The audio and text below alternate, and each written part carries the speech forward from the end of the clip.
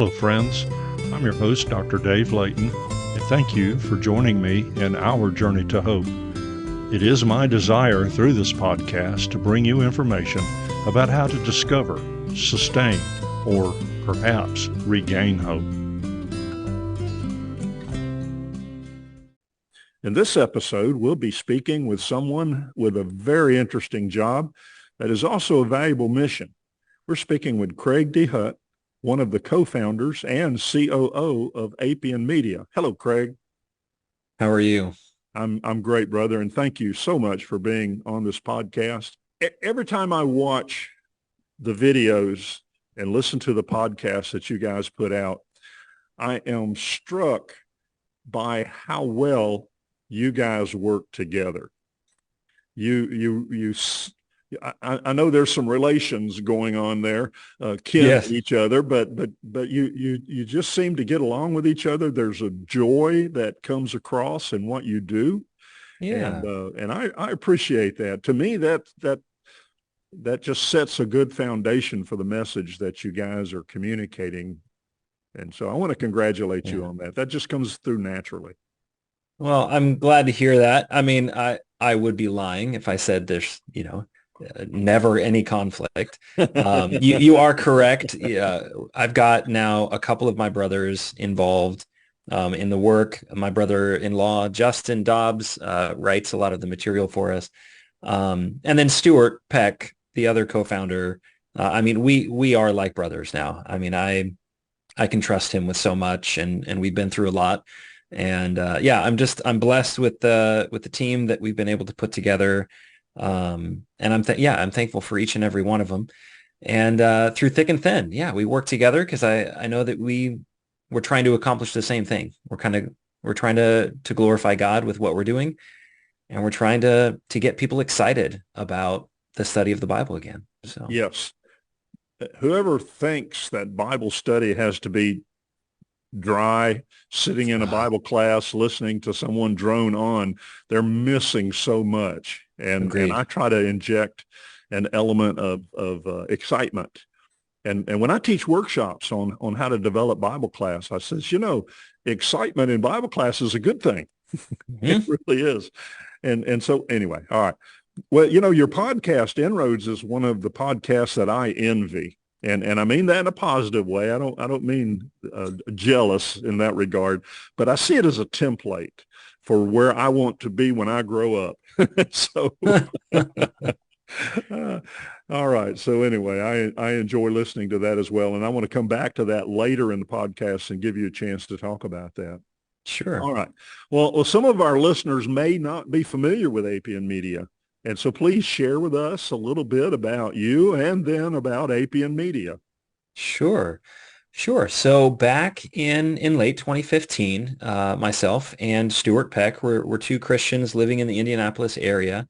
And we're also video producers by trade. So we both work for ourselves. And we were sitting around at a coffee shop, and both of us were active and are still active in our churches, leading Bible classes and preaching on occasion.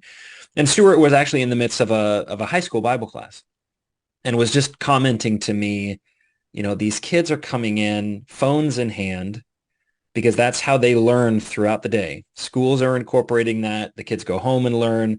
They're watching media and consuming media. And he said, and then we come into Bible class and we say, put all of that away. That doesn't belong here. And now let's study the Word. And what he was finding was a lack of engagement and excitement, and not just in teenagers, but our imaginations get involved when we study the Bible. It naturally happens. It should happen. But our imaginations at times are not being filled with the right kind of images and the right kind of information. And so Stuart was like, I'm a video guy. I'm a media producer. I was looking online, trying to find content that I could use in the class and get these kids engaged. And he just couldn't find it. He was either finding biblically accurate, sound teaching that was made 20 or 30 years ago with equipment that's we've all seen it, right? It's hard to watch. It's not produced well. They did the best they could with what they had, 20 or 30 years ago. Or you've got well-produced, high production value content, but you have to provide caveats. Hey, this guy or this person's coming at it from a denominational slant, or Yeah. hey, we need to excuse this teaching. What I'm trying to show you is this. Oh, And by the way, Stu was not to like, mention the cost of some of those resources. correct. Right. And that was our third thing was he said, I want to go on YouTube and find it and use it. I can't afford to buy a new video every time I want to use it in class. So something that's well produced, something that's biblically accurate, and something that's free. And so we complained about it for a while. We met a couple times and complained about it for a while. And then we decided, God has gifted us with a certain set of skills. And what would it take for us to create that content ourselves? And so Appian Media was created the end of 2015. And that name is really, our mission is in the name. Appian is based on the Appian Way, what the Romans created in the first century, that connected all of these nations that they had conquered. And for the first time in human history was making commerce and education and communication and military connected for the first time. And history tells us it's one of the reasons why Christianity actually spread as quickly as it did, because they were using primarily a unified language, Greek, and they were using this road system that was already in existence. And so our goal is to use media and the internet, a roadway that's already been created for a variety of purposes, and we're just going to use that to get the gospel into the world. And in some instances, into countries and nations that we probably will never be able to visit ourselves or can't right now. And so that's what we've been allowed to do. We took our first trip to Israel through a crowdfunding campaign. We traveled in 2016 and produced the first half of what we call Following the Messiah. It's a 10-episode series on the life of Jesus. And every 12 to 18 months or so, we've been able to release another set of videos or another series. And God has blessed us with generous people who are helping us by donating to this non-for-profit, so that what we create, we then give away for free. People literally can go on YouTube or on our website and download and use this content in a variety of ways. Okay, great. It's interesting. I tell you, I look at things from an educational perspective because of my background in adult learning. There's so much technology available for us. I wonder what Paul would have done, or the early apostles and Christians would have done about spreading the gospel to all the world. Right. And technology enables us to do that. But it's interesting that roughly 80% of us are visual learners. Right. And so our interpretation of that sometimes in our adult Bible class programs is, okay, I want you to become brilliant by watching me be brilliant in front of the classroom. And unfortunately, that doesn't work very well. And so the way that you guys bring in the video, the stimulus of this is the actual step where they worked, or the marketplace, or here's these all of that. It really brings it alive. I was in the military, retired from the Air Force, and one of the assignments I had, I was stationed at Incirlik Air Base, Turkey, but the nature of what I did in the Air Force, I would be deployed to a remote location inside the country of Turkey. And so sometimes I actually got to see some of those ruins. I spent a couple of months in the area that used to be Ephesus. And so it was fascinating to me to see those ruins. And, we would drive from the mountaintop radar site down to the town, and on the way we would pass ancient ruins. Even in the city of Adana, where I was mainly stationed at, you could still drive across a bridge built by the Romans. So it's fascinating to see those things. It just adds such a depth to our Bible classes. And so Appian Media does that very well. By the way, I've watched several of your series, but my favorite is still following the Messiah. Yeah. Well, Uh, I'm thrilled to hear that. Yeah, that took us two separate trips. So 2 years of production, 5 episodes each time. And we take a small team, relatively small, in the world of video production, relatively small team, 6 or 7 of us. And we travel for about 2 weeks at a time. And, yeah, when we started this, we had no idea whether we would ever get another shot at it. okay. There were very few examples, especially within the church, that we could look at and say, hey, they did it this way and that was successful. We really were, this hadn't been done in this way. And so our thought process was, if we've only got one shot at this, what's the story that we want to tell? Well, we want to tell the story of the gospel. We want to tell the story of Jesus. Yeah. And yeah, 10 episodes. It's between 4.5 hours worth of content. And I've been able now to teach that not just to a high school class, but to classes of all ages. Yeah. Um, But the way you put it together is well done. By the way, um, what I did or do in my background in education was to evaluate education and curriculum. And actually, my doctorate is in religious education leadership. And so evaluating curriculum is just a huge part of what I do. And you've done it well. okay. Well, I was going to say, so let us have it. Tell us No, what don't we can change. Your model is good. Okay. I love the title, Following the Messiah, because I don't know if you intended it, but that's what we are to do as we're his disciples. And so the title is perfect. And way to go. Well done. Okay. Enough of that. um, one of the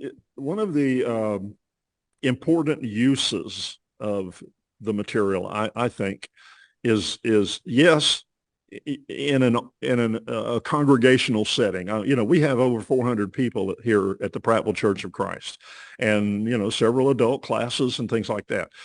But I see your material as extremely valuable for independent study, small group study, and small congregations that may not have a lot of resources in terms of qualified teachers and things of that nature. So I just see this as a valuable use of the material from Appian Media. Yeah. And thank you for bringing that out. Again, it originally started with the desire to reach young people, specifically high schoolers. Okay. And then we very quickly realized that everybody actually wants this. Yeah. Young and old.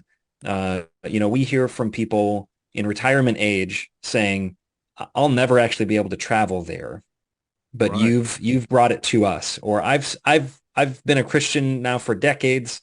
I've read these stories, and this is the first time that I actually saw it in my mind, I think, the way that it should be seen. And so it is intended to be taught to a variety of ages, used in a variety of ways.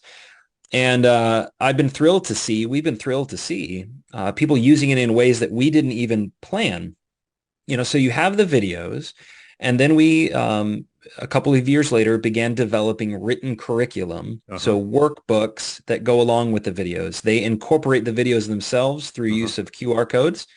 So you can scan, at the beginning of a lesson, you can scan a QR code and it'll show you a portion of one of those episodes, 6-8 minutes worth of video to get a class started. We do not intend, we really don't intend for people to binge watch our content, especially in a classroom, but enough to get the story, 6 to 8 minutes worth of video. And we've seen people use that. We developed it for a quarter system for a Bible class. Right. But homeschool families are using this. Okay. And they learn to spread it out through a school year.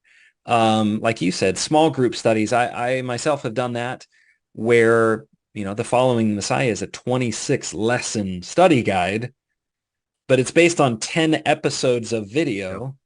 And so I taught it as a 10-week class, where we would watch a whole episode and then we'd study about it for over an hour. People adapt it, and for our kids' classes, maybe they just show 3 minutes. And it's part of the various activities that they create. They don't even use our workbook. which is great. They pull an iPad out. They show the scene of, fishing on the Sea of Galilee so that the kids can see what a boat on that body of water looks like, how they would fish. We had a guy throw a net out there and we didn't catch anything except a GoPro, but we want people to see what that looks like. And so we've seen that used in children's classes. And so, yeah, the variety of ways that we see Christians use that. I even know it's being used evangelistically, Good. where maybe someone's not inclined, at least right now, to join someone for worship, but a neighbor hands them a DVD or says, go visit this YouTube channel. There's some content that I'd love for you to see. I think it'd be really encouraging. And so it's being used as an evangelistic tool, which I'm very much passionate about. So I've been thrilled to see how God's people are using the content, and even preachers are using a clip of video, sometimes with sound and sometimes without. Maybe they just want video of the Valley of Elah as they do a sermon on David and Goliath, which is great. That's awesome. The videos are free. They can be downloaded. They can be used in PowerPoints. And that's really been our intention all along is here's a resource and use it to study. Oh, well, again, you're doing very well. Real quick question. I haven't searched. Have you done anything in the area of the demon-possessed man? Yeah. So if you're talking about Legion. Yes. Yes. So that would have been in the land of the Gerasenes, right? Which would have been like a Gentile region right off of the Sea of Galilee. Yes. Let's see if my memory will serve me. That's going to be in episode 6 of Following the Messiah, I think. Okay. I'm still working through 1 through 5. So good. Okay. Yeah. I believe that episode 6 highlights a handful of Jesus's miracles. And one of those is, where the demon, or legion of demons comes out of this man and into this herd of swine. Okay. And so we're there on the shore of the Sea of Galilee as we consider what a herd of swine would have looked like going into that. Yeah. That water. Okay. And part of the reason I ask about that, in the book that I published on hope, our Journey to Hope, Journey to Hope, the first part of the book is just good information about hope.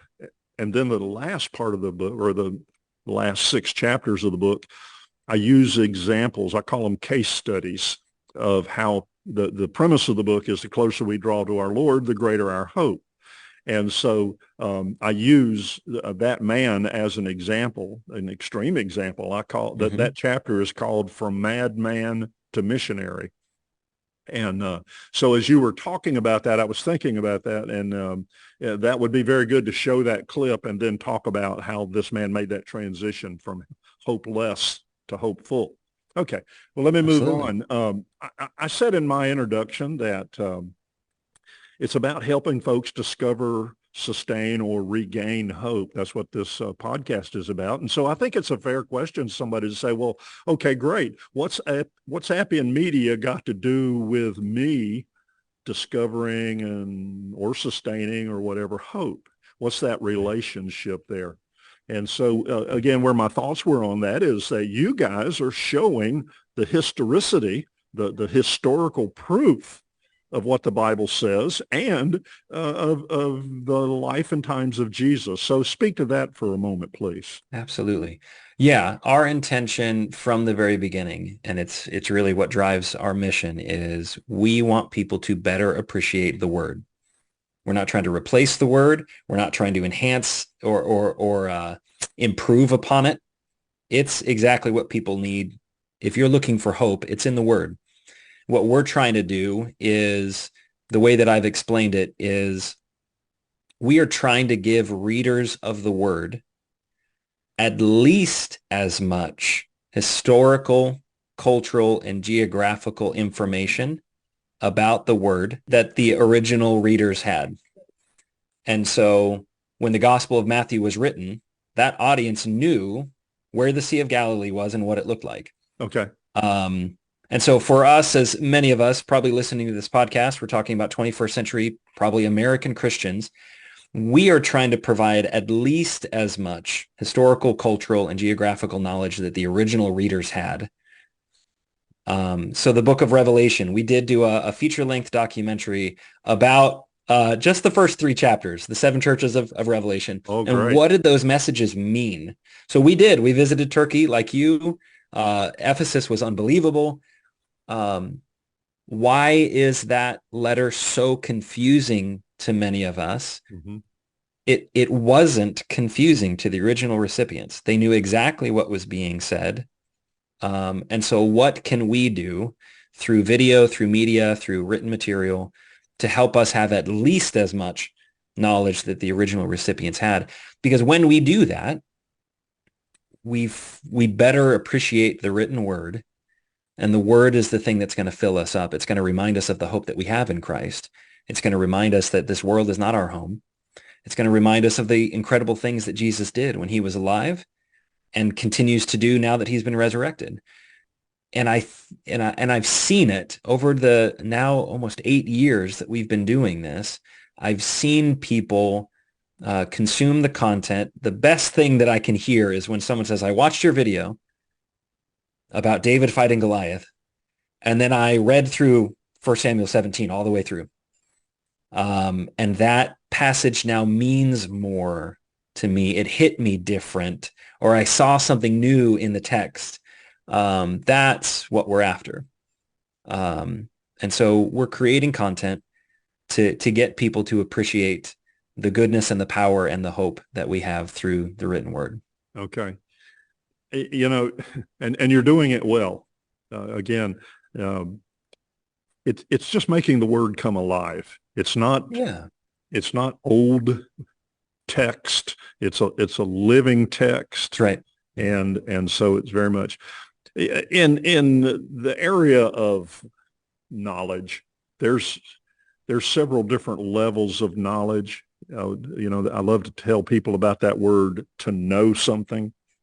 And it starts out with just a basic awareness until finally you can know something well enough that you're able to create something from several other parts. And most of us are not there, but what you help us to do with the material is you help, first of all, to establish a baseline of knowledge and then help us to apply it in our lives. And that's just critically important, not just again for us to gain knowledge, but to also keep us motivated to get into the word. Mm-hmm. And when you, through Appian Media, when you help bring that word alive, you help people sustain hope. And that's where I go. I love 1 John chapter 5, 13 through 15. I write these things to you who believe in the name of the Son of God, that you may know that you have eternal life. It doesn't need to be something, that one definition of hope as vague wishing for something. It's right. The idea of confident assurance. And that's what Appian Media helps apply or helps provide to us that are, whether we're an experienced Bible student or a new Bible student, someone seeking, it helps. This is a real person. This is a real place. This is a real event. And so it provides that foundation from which hope can grow. And I think especially in our culture, I graduated film school back in 2007. It just kind of makes me feel old when I say things like that. But even then, we have been living now in at least one generation, if not more, of a world that truth is this relative thing, this unknowable thing. And your truth is different than my truth. And the idea that you have a message of the gospel about someone who lived 2,000 years ago, how do you even know? Okay. How do you even know that person existed? How do you know that the scripture hasn't been corrupted? Think of how long it's been. It went from this language to this language, now to yours. And so doubt has been fed to our generation Okay.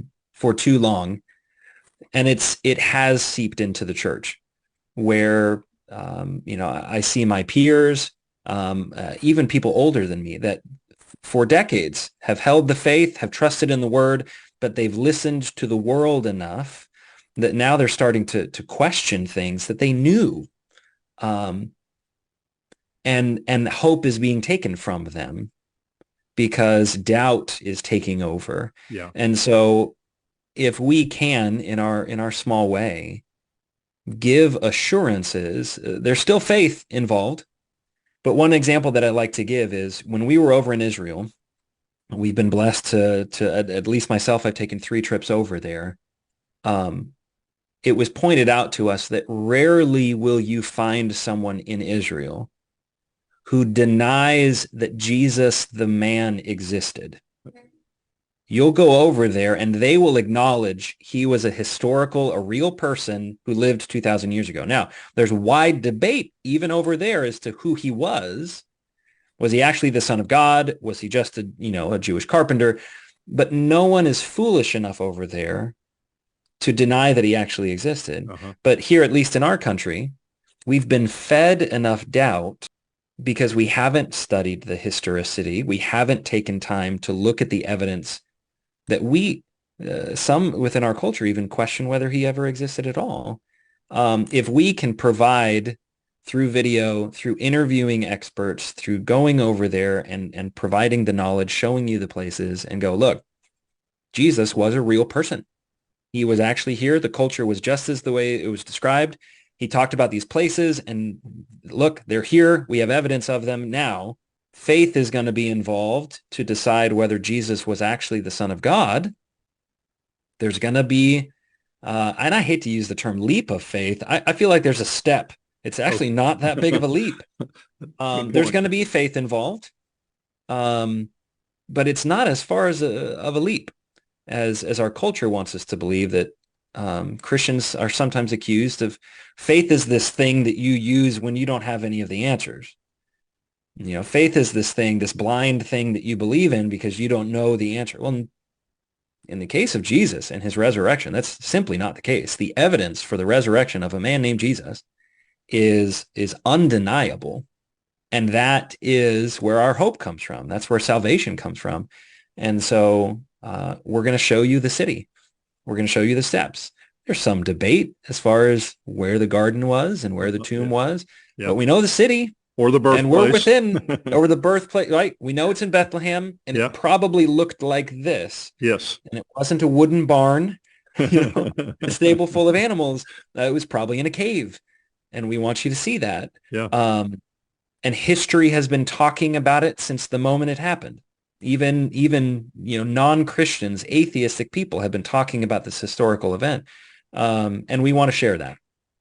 And so you'll hear me. I'm on my soapbox now. Oh no, you're saying it very well. But that's what we want because our culture for too long has been instilling drip by drip, even among the church, can we really believe this book and what it says? Yes. And the answer is yes, all of it, all of it. And we're going to provide countless proofs that have been there. I mean, people have been able to visit the Bible lands for hundreds of years, but the average person is not going to have that opportunity. And for too long, we didn't even have videos to show you. Now we can at least provide that to everyone. Yeah. What you're saying about faith and how you bring about that knowledge is so important. The name of the gentleman who I first read about what faith actually is, excuse me, escapes me, but he says faith is knowing God, trusting God, and obeying God. And the book that he wrote on it was going through the individuals in Hebrews 11 and how each of the major individuals in there followed that pattern.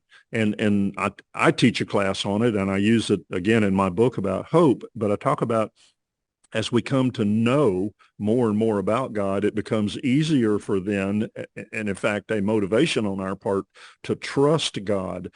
Mm-hmm. And so knowing and trusting then leads naturally to the idea of obeying God, because again, we see the truth in it. So your Appian Media and the lessons and the information there is just such a vital part of that, because you are taking it from the abstract to the very concrete, the visual. Here is where it might have happened, could have happened, what it looked like, or did happen. And so that's just a very good part of that. Well, tell me something, a couple of things. Where can our listeners find information about Appian Media? Sure.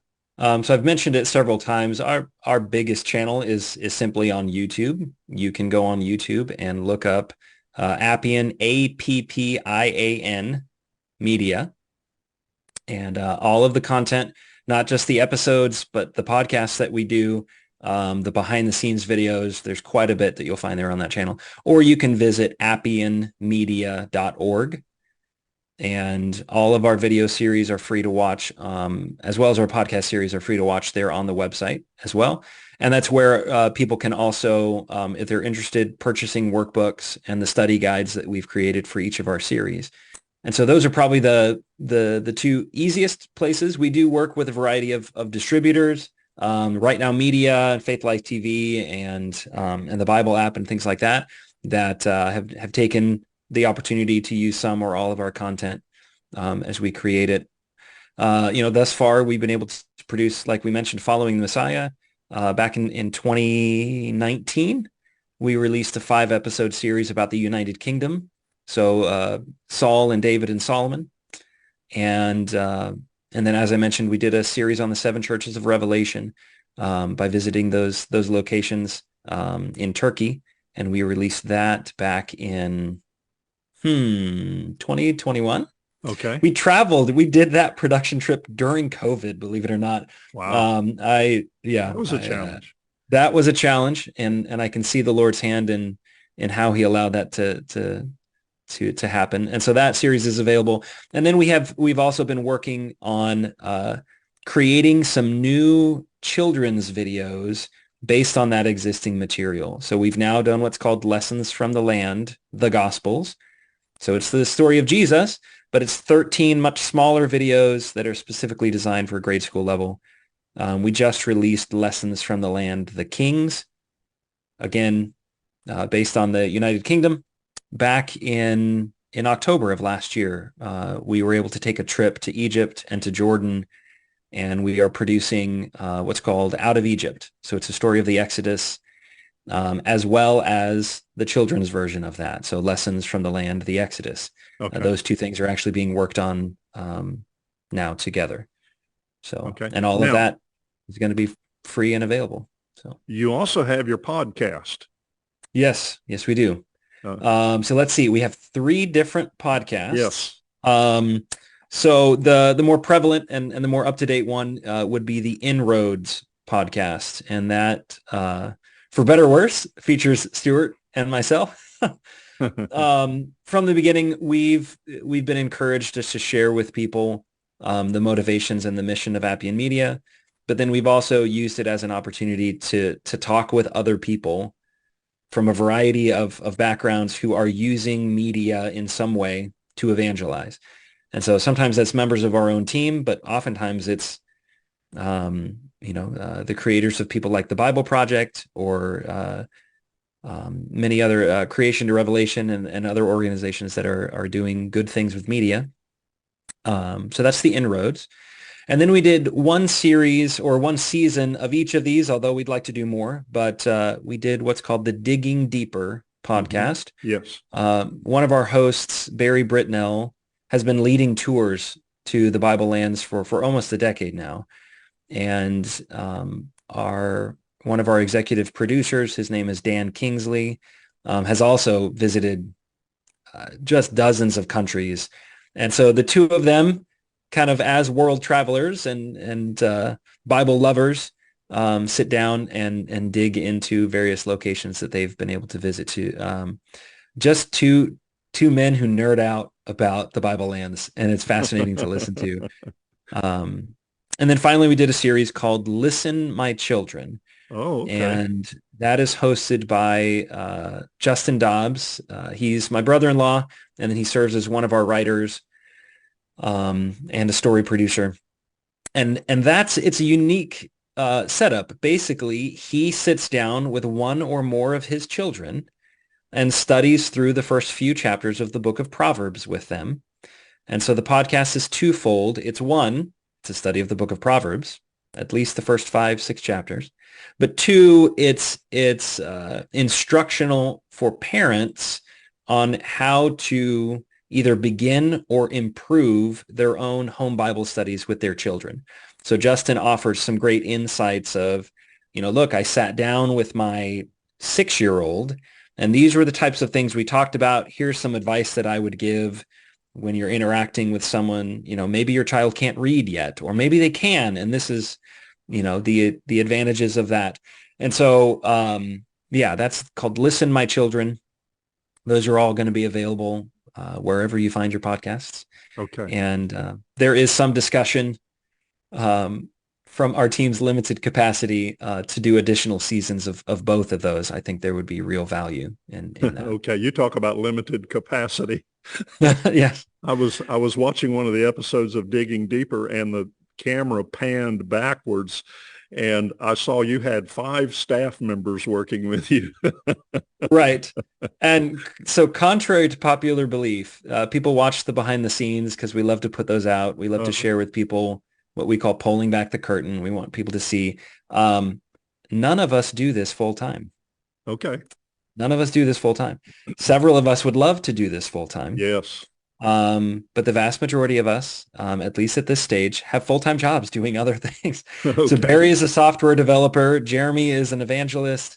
I am a video producer. And so I still hire myself out Okay. to do content creation for other people. Stuart and I are more and more able to commit more of our year to this. And that's been our goal really from the beginning is we would love to be able to commit to this full time and put out more content more frequently. Yeah. But if people enjoy what we're doing, if they could imagine, if we actually had a team that did do this full time, we would be putting out 2 to 3 times as much content. Yes. So, I understand that, but your passion comes through, and that's so wonderful. But by comparison, I write the script, I make the contacts, I do the production, post-production, but I love it. I'm retired, yes. so I have a little bit more time, but I still stay quite busy, and it does take time. So, Yeah. and I say all that just to simply say I appreciate everybody that's involved. Okay, Yes. well, I think We're I need very to wrap thankful.